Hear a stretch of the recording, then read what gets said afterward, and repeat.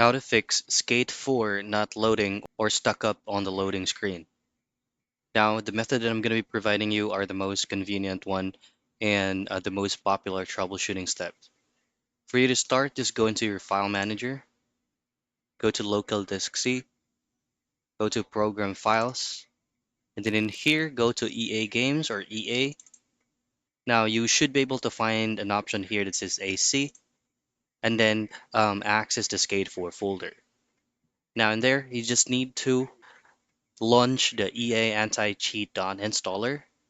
Once you fully launch it, you will receive or a small box will appear, which is going to be the EA Javelin anti-cheat startup.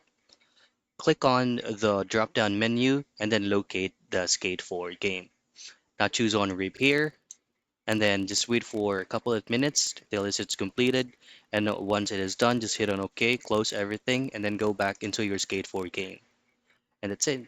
That's how you fix or do troubleshooting steps for you to be able to fix Skate 4 not loading or stuck on the loading screen.